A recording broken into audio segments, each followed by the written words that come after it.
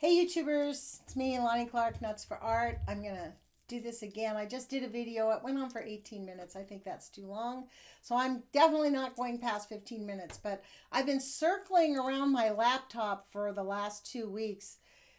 Uh, I don't know, I think I'm overly sensitive. I got my feelings really hurt when Tom called it white noise. So I've been like, should I really make a video? Shouldn't I? But it's on my heart, so I think I have to just do it, and whoever appreciates it will appreciate it. And but I have been wanting to share my thoughts about this thing that we're in, and I don't want to say the name of it because I'm already blocked all over the place, right? But my feeling about this is I am so over it. Like, I am disgusted, really, how quickly the slaves have clicked their heels and gotten in line and Sig Heil without even questioning the lockdown, the story, the fact that how cruel is it that we're treating our elderly people and the infants the way that we are treating people right now. The trauma we're putting our children, the children are afraid to hug their own parents now. 1984 and Brave New World were not meant to be operating manuals, but our governments and I guess the United Nations, the industrial military complex, they took them as operating manuals and have pretty effectively put them into action. They must be super giddy at how easily frightened the population of the planet can be made and how quickly we obey. I actually think it's all about getting rid of democracy. I think the oligarchs have just decided they're done with democracy. They've let us have it for a few hundred years, but it's not happening. They're over it. And there are not enough people to push back, to demand. We only get democracy when we demand democracy. So it's not like they just give us democracy. And as we're seeing, they pretty much aren't giving us anything right now. Like, everybody in the United States is getting spanked pretty hard for believing the lies. Um, I personally also think this is about getting us to normalize nuclear contamination because, they're rolling out, that telephone service that does nothing but spread radiation. We have Fukushima, which is still ongoing, spreading radiation.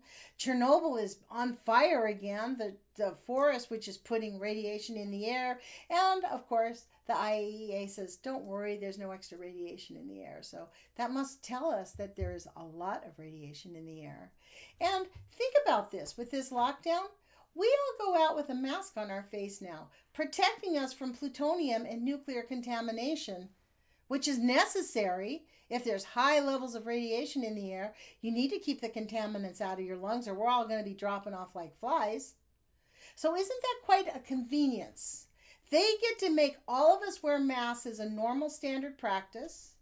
And we have to separate 6 feet apart so that the satellites up in the sky can determine who's who. Because if you congregate closer than 6 feet, the satellites, in fact, SpaceX plans on putting 12,000 satellites in the atmosphere in the next 2 years, folks. Go look it up yourself. It's real.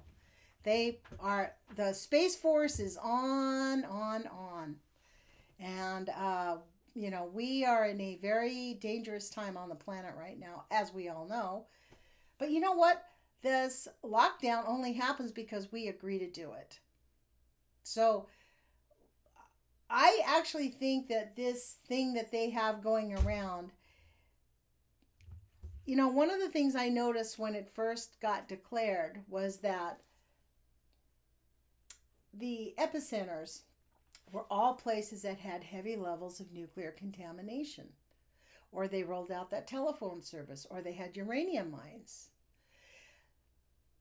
I thought of this on myself. I thought that maybe this virus interacts with the heavy metals in our blood, and that it's easily, I don't know how it's interacting because it's contagious, but I think it does interact. I heard Christopher Busby talk about this because he was on Richie Allen's show, and Richie was really trying to push him to get him to say that the telephone service is what was causing this. And he pushed back. He's like, look, you can't deny that this is contagious because we see people getting affected that way. But there is some kind of relationship between nuclear contamination and the spread of this disease.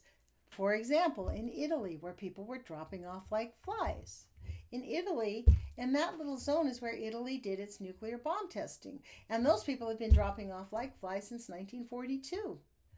And they just rolled out that telephone service in that same little area where all the old people are dropping off like flies. So, we're in a severe gaslighting. To me, this, when they started treating the elderly so terrible, that was the key. That was the tell for me. The second tell was how quickly the news media bombed us all with the same message. It was just like 9/11. They're making sure that no matter where you look, you're getting saturated with this picture of this bug that's in your system, so that when you look at anybody else, you're going to, oh my God, you're going to give me that. I'm going to die.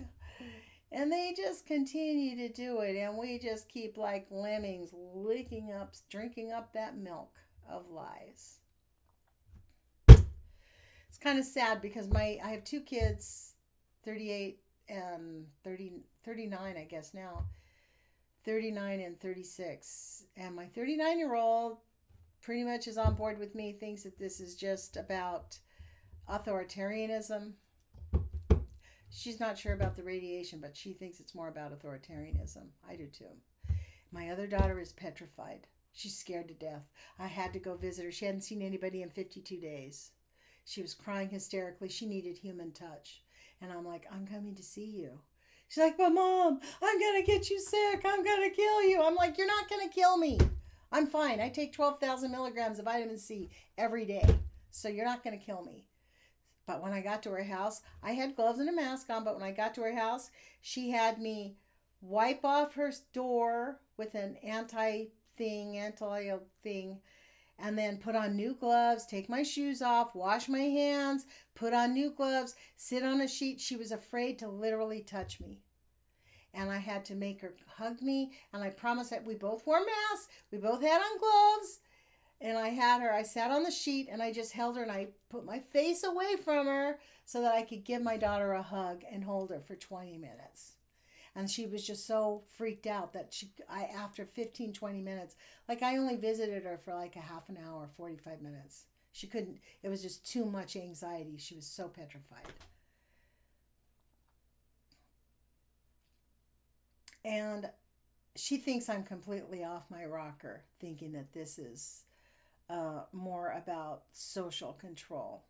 And yeah, I know it's contagious, but I think that what we're not doing is not talking about ways to keep you well, and we're not talking about the underlying causes of why these people, and the misdiagnosis. So this whole thing is just a shit show from the start, and it's not by accident. It's on purpose.